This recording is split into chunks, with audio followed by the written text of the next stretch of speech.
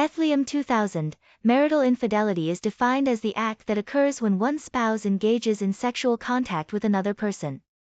The degrees and duration of this contact may vary, as some may consider merely a wife or husband talking to a foreign man or woman as marital infidelity. Marital infidelity includes every relationship between a man and a woman outside the framework of marriage, whether it reaches the point of adultery or not, and whether it is merely meetings, phone calls, or other forms. Infidelity may result from the social environment, such as the interference of the wife's family in the marital relationship, or the wife's exclusive focus on her social or professional circle and personality. All these matters push the husband to seek an alternative through infidelity or secret marriage and all means that guarantee him compensation for the deficiency. The first story. Amani spoke about her marital infidelity while on her marital bed, humbled, not raising her eyes from the ground, admitting that an emotional relationship had tied her for 6 months to a classmate who lives with her in the same building she resides in. But she said, "My neighbor was the one who first courted me. We engaged in vice by mutual consent several times in his room, and most of the time, my husband would be asleep in his room on the upper floor, while I would secretly sneak to my neighbor and hide beside him at night. Many times, I would engage in vice with him on the marital bed when my husband was absent from the house." He entered the market, and her vast imagination entered with her, not this, not that, not these two. She roamed and circled the shops from the top of the mall to the bottom, searching for the most beautiful, the best, and the most suitable. She haggled over prices until her forehead sweated and her throat dried, and with every piece she bought, her imagination soared, envisioning how she would unleash her feminine surprise upon her brave, striking male. She gathered the bags and returned, joy painted on her smiling face. She counted the time until his return, to spend it with him. She lit the candles she had bought, changed her clothes, and perfumed herself, becoming like a nymph that delights the soul, so much so that even a hand would be shy to reach out to her.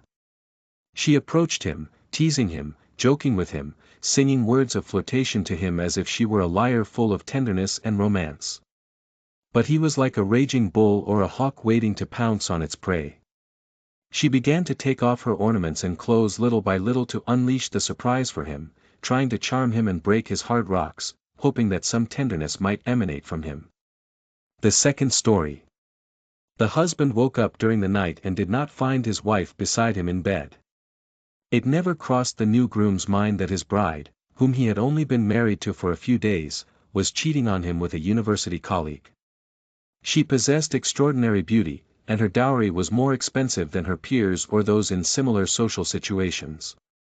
In addition, he had prepared their marital home in a quiet area, Mahdi, which was a beautiful apartment that any girl would dream of.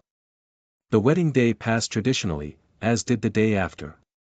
On the third day, he found her near the computer, but he didn't care because he knew that computers were her specialty due to her studies and his strong connection to her studies.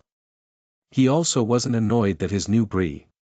Her extreme dissatisfaction with her husband's behavior and implications, and even tangible evidence of his infidelity, such as his frequent phone calls and his neglect of details he used to care about at the beginning of their marriage.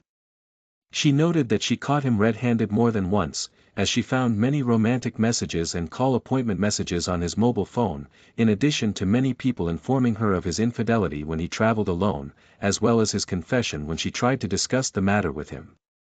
He did not bother to apologize or admit his mistake, but insisted on the correctness of his position and threatened to deprive her of her children and abandon her easily if she took any opposing stance against him. The third story. He received a phone call from an unknown person informing him that someone was with his wife inside the marital home.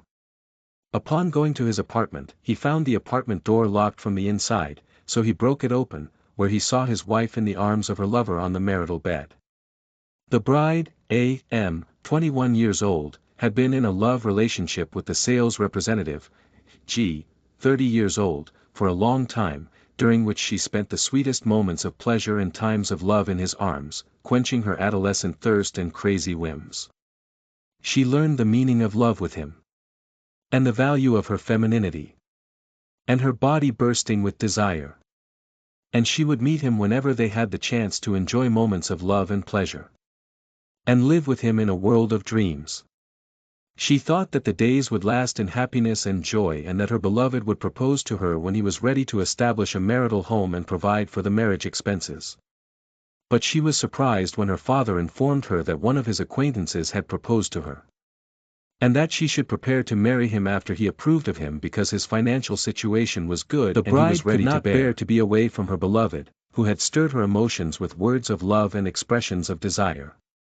She decided to meet him to relive the days of happiness and drink from the seas of pleasure she had missed with her husband.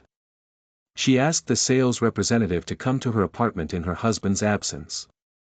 She seized the opportunity of her groom leaving for work in the morning and hosted her friend in the marital home. She greeted him with hugs, kisses, and passionate longing, hoping to extinguish the desires that had settled deep within her during the days of separation.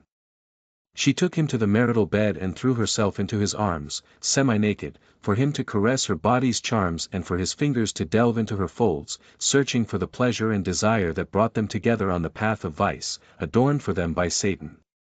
The bride and her lover plunged into the seas of sin, drinking from the nectar of pleasure and desire. At the peak of her ecstasy, the bride was surprised by her husband knocking on her apartment door, which she had locked from the inside. Shock stunned her, and she hastily put on a robe to cover her body. She hid her lover under her bed, then opened the door to her husband, who was annoyed by her delay in answering. The worker became suspicious of his bride's confusion and stammering in answering his questions. Doubts arose in his mind. He tried to overcome his suspicions, but a strange sound of movement under his bed exposed his wife's affair and revealed her betrayal during their honeymoon. When he investigated, he was surprised to find a stranger under his bed, confirming his suspicion and doubts about his young bride's behavior. The husband awoke from his shock and gathered his strength. He grabbed the lover from under the bed and called for help from the neighbors. He quickly contacted the police, who arrested the bride who had sold herself to Satan and surrendered her body to her low. On the home specifically. In the eyes of children, especially if they are at critical ages close to adolescence, this may lead them to behavioral or psychological deviation at the very least.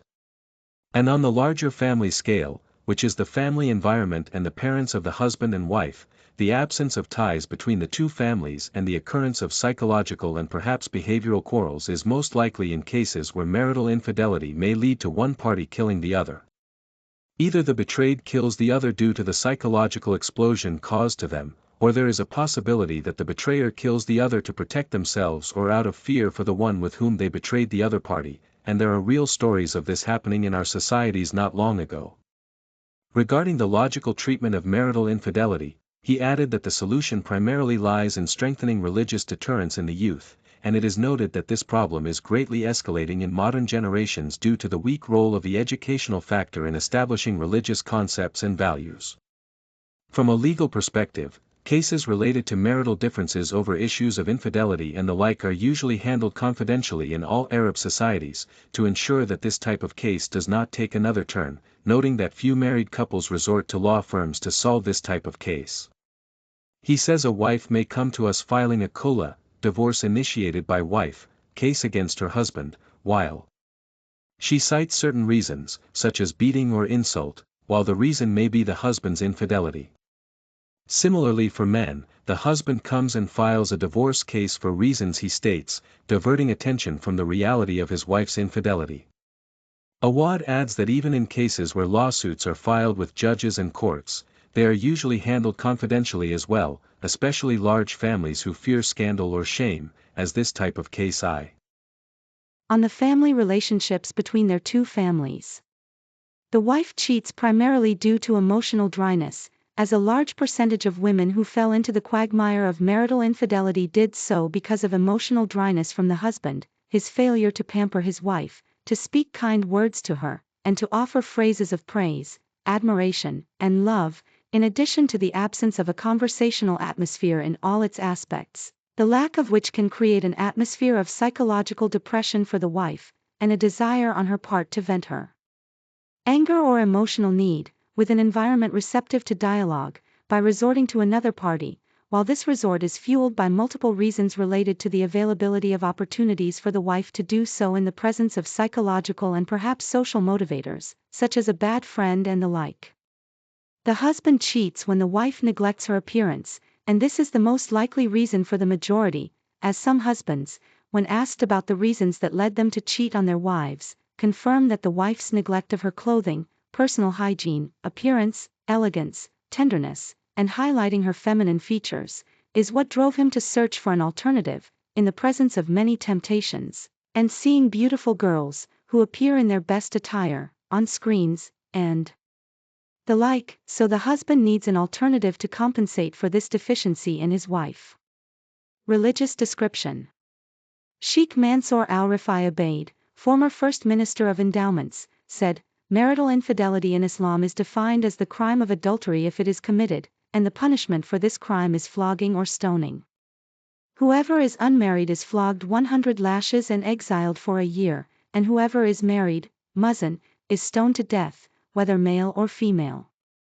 The element of temptation is usually in women because they are more capable of it, and the Almighty mentioned her before men at the beginning of T. Watching provocative programs broadcast by some satellite channels and their impact on family stability, which has contributed to an increase in divorce rates.